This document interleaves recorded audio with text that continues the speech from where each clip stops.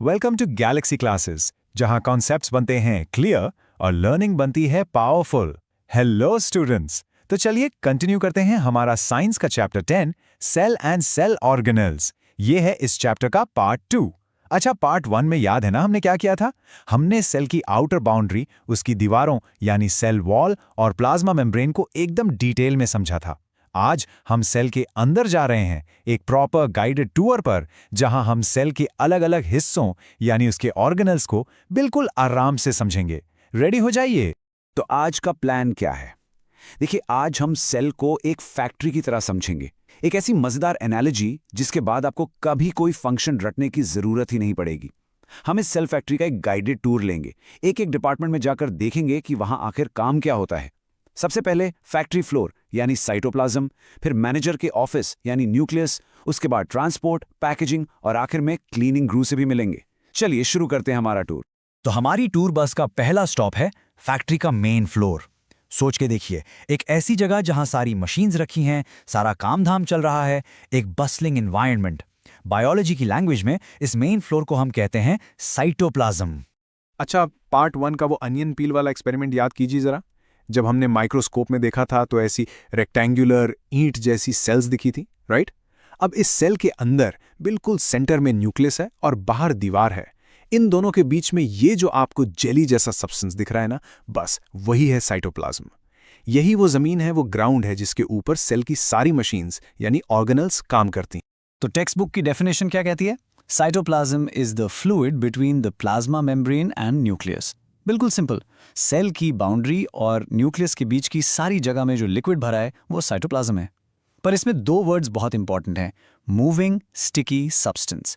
Moving मतलब ये रुका हुआ पानी नहीं है, इसमें हमेशा मूवमेंट होती रहती है, जिसे हम साइटोप्लाज्मिक स्ट्रीमिंग कहते हैं। चीजें इधर से उधर जाती हैं और इसी के अंदर सारी मशीन्स यानी सेल ऑर्गेनल्स सस्पेंडेड हैं, तैर रही हैं। पता है, सेल के 90% जरूरी केमिकल रिएक्शंस इसी साइटोप्लाज्म में होते हैं। सोचिए कितनी इंपॉर्टेंट जगह है ये। अब यहाँ पर एक छोटा सा कंफ्यूजन होता है जिसमें अक्सर स्टूडेंट्स फंस जाते हैं। साइटोप्लाज्म और साइटोसोल, क्या ये एक ही चीज है? नहीं, ध्यान से सुनिए। इमेजिन कीजिए हमने फैक्ट्री फ्लोर से सारी मशीन्स यानी ऑर्गेनल्स उठाकर साइड में रख दी। अब फ्लोर पर जो सिर्फ पानी जैसा लिक्विड बचा ना, उस पूरे लिक्विड पार्ट को हम कहते हैं साइटोसोल। तो सिंपल सा फॉर्मूला क्या बना? Cytoplasm is equals to cytosol plus all organelles. और ये साइटोसोल क्या है? ये फैक्ट्री का रॉ मटेरियल स्टोर है। सारी जरूरी चीजें जैसे अमीनो एसिड्स, ग्लूकोज, विटामिन्स सब यहीं स्टोर रहता है। अच्छा, एक सवाल, क्या प्लांट सेल और एनिमल सेल में साइटोप्लाज्म एक जैसा होता है? बिल्कुल नहीं। एनिमल सेल में साइटोप्लाज्म गाढ़ा यानी ग्रैन्युलर और डेंस होता है और पूरे सेल को अच्छे से भरता है।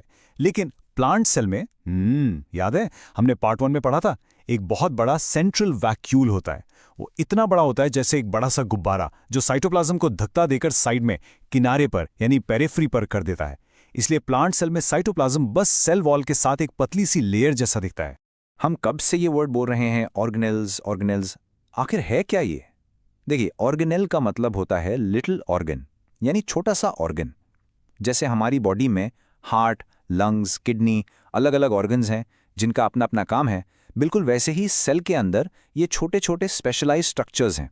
इन्हें सेल के ऑर्गन्स कहते हैं। हर ऑर्गेनेल की अपनी एक बाउंड्री, अपनी एक मेम्ब्रेन होती है जो इसे बाकी साइटोप्लाज्म से अलग रखती है, ताकि सारे काम अलग अलग कमरों में हो, कोई डिस्टर्बेंस ना हो। और ये इतने इतने ज्यादा छोटे होते हैं कि इन्हें देखने के लिए हमें एक सुपर पावरफुल माइक्रोस्कोप चाहिए, जिसे कहते हैं इलेक्ट्रॉन माइक्रोस्कोप। चलिए, अब हम आ गए हैं फैक्ट्री के सबसे इंपॉर्टेंट रूम में, फैक्ट्री के हेड ऑफिस में। वो जगह जिसके बिना फैक्ट्री एक मिनट नहीं चल सकती। हर फैक्ट्री का एक सीईओ होता है ना, जो सारे डिसीजंस लेता है। बस सेल की फैक्ट्री में वही कंट्रोल सेंटर है, न्यूक्लियस। ये सेल का ब्रेन है, सेल का सीईओ है। अब जरा इस डायग्राम को देखिए, इसको तो दिमाग में प्रिंट कर लीजिए। एग्जाम में 3 मार्क का डायग्राम बेस्ड क्वेश्चन इस पे आना ही आना है। या तो आपको ये बनाना पड़ेगा या लेबल्स पहचानने होंगे। चलिए मेरे साथ एक एक लेबल को ध्यान से देखते हैं और इसके स्ट्रक्चर को ब्रेक डाउन करते हैं। तो इसके 4 मेन पार्ट्स हैं। सबसे बाहर देखिए है न्यूक्लियर मेम्ब्रेन। ये सिंगल नहीं, डबल लेयर्ड है। Double security. क्यों? क्योंकि अंदर बहुत इंपॉर्टेंट इंफॉर्मेशन रखी है। इन दीवारों में आपको ये छोटे छोटे छेद दिख रहे हैं, ये हैं न्यूक्लियर पोर्स। ये दरवाजे हैं, इन्हीं से जरूरी सामान अंदर बाहर जाता है। अंदर एक और गहरा गोल सा स्ट्रक्चर है, उसे कहते हैं न्यूक्लियोलस। ये राइबोसोम बनाने की फैक्ट्री है। और आखिर में ये जो आपको धागे जैसा जाल दिख रहा है, ये है क्रोमेटिन फाइबर्स। अब ये 3 वर्ड्स क्रोमैटिन, क्रोमोसोम्स और जीन्स सुनने में एक जैसे लगते हैं, पर हैं बिल्कुल अलग। जब सेल आराम से है, नॉर्मल काम कर रहा है, तब उसका जेनेटिक मटेरियल इन धागों यानी क्रोमैटिन फाइबर्स की तरह उलझा हुआ पड़ा रहता है। लेकिन जब सेल को डिवाइड करना होता है, तब ये धागे अच्छे से कंडेंस होते हैं, सिकुड़ते हैं और छोटे छोटे स्ट्रक्चर्स बना लेते हैं। इन्हें हम कहते हैं क्रोमोसोम्स। सिंपल भाषा में क्रोमैटिन ऊन का खुला हुआ गोला है और क्रोमोसोम उसी ऊन का नीटली लपेटा हुआ गोला है। और इन क्रोमोसोम्स के ऊपर जो छोटे छोटे हिस्से होते हैं, जो ये डिसाइड करते हैं कि हमारी आंखें कैसी होंगी, बाल कैसे होंगे, उन्हें कहते हैं जीन्स। तो जीन्स ही असली इंस्ट्रक्शन मैनुअल हैं जो सीईओ के ऑफिस में रख। अब इस स्लाइड को मार्क कर लीजिए, VVIP, वेरी वेरी इंपॉर्टेंट। इस पर डायरेक्ट क्वेश्चन आता है। पहला function, controls all metabolic activities. Cell के अंदर क्या बनेगा, कब बनेगा, कितना बनेगा, सारे ऑर्डर्स यहीं से आते हैं। दूसरा, कंट्रोल सेल डिवीजन, एक सेल से 2 सेल कैसे बनेंगे, इसका भी पूरा ब्लूप्रिंट यहीं है। और तीसरा, सबसे important, transmission of hereditary characters. हमारे अंदर जो गुण हमारे मम्मी पापा से आते हैं, वो इन्हीं जीन्स के जरिए आते हैं जो न्यूक्लियस में सेफ हैं। अब आपकी टेक्स्ट बुक में एक बहुत ही इंटरेस्टिंग सवाल है। अभी अभी हमने कहा कि न्यूक्लियस सेल का ब्रेन है, उसके बिना सेल काम नहीं कर सकता। लेकिन हमारे खून में रेड ब्लड सेल्स यानी आरबीसीज और प्लांट्स में सीव ट्यूब्स बिना न्यूक्लियस के काम करते हैं।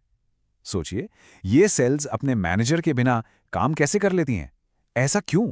इसका जवाब है space. It's all about making more space for the main job. इन सेल्स ने स्पेशलाइजेशन के लिए अपने मैनेजर का ऑफिस ही खाली कर दिया। आरबीसीज का मेन काम है ऑक्सीजन को ट्रांसपोर्ट करना। न्यूक्लियस हटाने से उन्हें और ज्यादा ऑक्सीजन भरने के लिए जगह मिल जाती है। बिल्कुल वैसे ही प्लांट्स में सीव ट्यूब्स का काम है खाना ट्रांसपोर्ट करना। न्यूक्लियस हटाने से उनके अंदर का रास्ता, उनका हाईवे बिल्कुल साफ हो जाता है। यह कहलाता है अल्टीमेट स्पेशलाइजेशन। ओके, तो सीईओ के ऑफिस से ऑर्डर आ गया है, प्रोटीन बनाओ। लेकिन जो प्रोटीन बनेगा वो एक जगह से दूसरी जगह जाएगा कैसे? इसके लिए फैक्ट्री के अंदर सड़कों का और कन्वेयर बेल्ट्स का एक पूरा जाल बिछा है। सेल में इस ट्रांसपोर्ट सिस्टम को हम कहते हैं एंडोप्लाज्मिक रेटिकुलम या शॉर्ट में ईआर। ये देखिए ईआर का डायग्राम, एक जाल जैसा एक नेट लाइक स्ट्रक्चर है ना। ये छोटे छोटे ट्यूब्स और शीट से बना है। अब ध्यान से देखिए, इसका एक सिरा सीधे न्यूक्लियस की दीवार से जुड़ा हुआ है और दूसरा सिरा आगे जाकर सेल मेम्ब्रेन तक फैला हुआ है। तो ये एक पूरा रास्ता बनाता है, एक हाईवे जो न्यूक्लियस को सेल की बाउंड्री से जोड़ता है। ईआर के बारे में कुछ जरूरी बातें। इसका मेन काम है ट्रांसपोर्ट। अब ईआर 2 टाइप का होता है। इमेजिन कीजिए एक सड़क जिसके किनारे पर छोटी छोटी दुकानें या वर्कशॉप्स लगी हैं। अगर ईआर की सतह पर ये दाने यानी कि राइबोसोम्स चिपके हैं तो वो खुरदुरा हो जाता है। इसे कहते हैं रफ ईआर। और क्योंकि राइबोसोम्स प्रोटीन बनाते हैं तो रफ ईआर का काम है प्रोटीन बनाना और ट्रांसपोर्ट करना। जिस ईआर पर राइबोसोम्स नहीं होते वो स्मूथ होता है और उसे कहते हैं स्मूथ ईआर। ईआर के फंक्शंस भी एग्जाम में पूछे जाते हैं। पहला, ये सेल को अंदर से सपोर्ट देता है। ये सेल का इंटरनल स्केलेटन है। दूसरा, जैसा हमने डिस्कस किया, कंडक्शन ऑफ प्रोटीन्स। और तीसरा, एक सुपर इंपॉर्टेंट फंक्शन है डिटॉक्सिफिकेशन। ये सेल का वाटर प्योरीफायर है। जब कोई जहरीली चीज यानी टॉक्सिन हमारी बॉडी में जाता है तो लिवर सेल्स का स्मूथ ईआर उसको ऐसी चीज में बदल देता है जो पानी में घुल सके और बॉडी से आसानी से बाहर निकल सके। तो फैक्ट्री में माल बन गया, ईआर ने उसे ट्रांसपोर्ट भी कर दिया। अब क्या? अब आती है बारी फाइनल फिनिशिंग और पैकिंग की। ऐसी थोड़ी मार्केट में बेच देंगे। सेल के इस पैकेजिंग एंड शिपिंग डिपार्टमेंट का नाम है गोल्जी कॉम्प्लेक्स। पहले इसका स्ट्रक्चर देखते हैं। देखिए, इसको ये एक के ऊपर एक रखी हुई फ्लैट थैलियों जैसा लग रहा है ना, जैसे चपाती इसका स्टैक हो।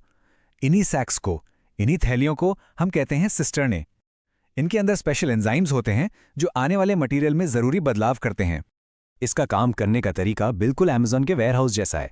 समझिए, ईआर से प्रोटीन एक छोटे से बबल यानी वेसिकल में आता है। ये पैकेज गोल्जी के रिसीविंग एंड यानी फॉर्मेशन फेज पर रिसीव होता है।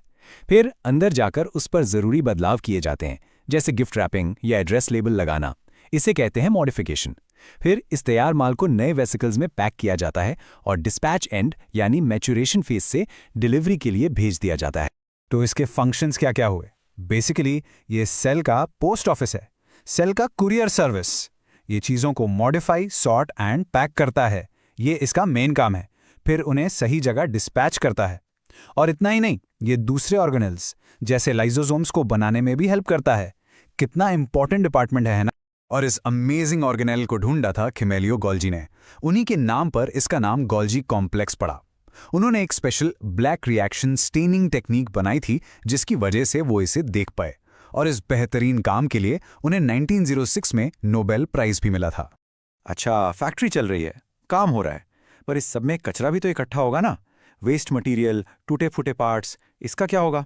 इसको साफ करने के लिए फैक्ट्री में एक स्पेशल क्लीनिंग और डिस्पोजल टीम होनी चाहिए। सेल में ये काम करते हैं लाइसोसोम्स।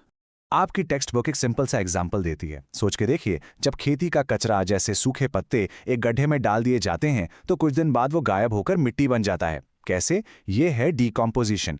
बस यही कॉन्सेप्ट सेल के अंदर काम करता है, और ये काम करते हैं लाइसोसोम्स।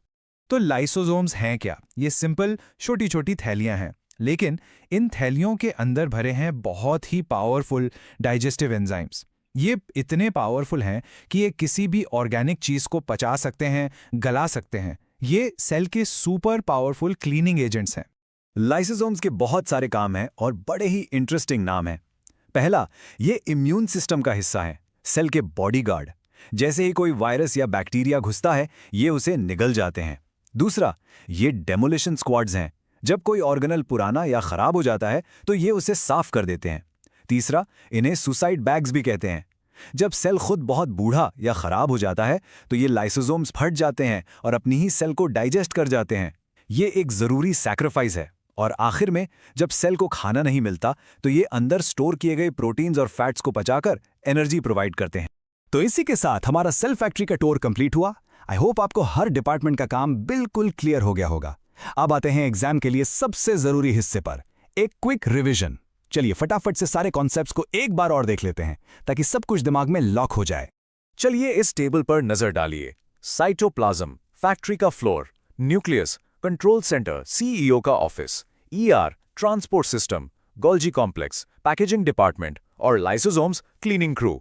इसका तो स्क्रीनशॉट बनता है, जरूर ले लीजिए। एग्जाम से आधा घंटा पहले भी इसको देख लेंगे ना तो सारे फंक्शंस याद आ जाएंगे। तो आज के इस एक्सप्लेनर से आप क्या सीख कर जा रहे हैं? अब आपके पास एक सुपर पावर है, ये सेल फैक्ट्री एनालॉजी। अब जब भी एग्जाम में न्यूक्लियस या गोल्जी कॉम्प्लेक्स का फंक्शन पूछा जाएगा तो इस एनालॉजी को जरूर यूज करना। आई प्रॉमिस आप कभी कोई फंक्शन नहीं भूलेंगे।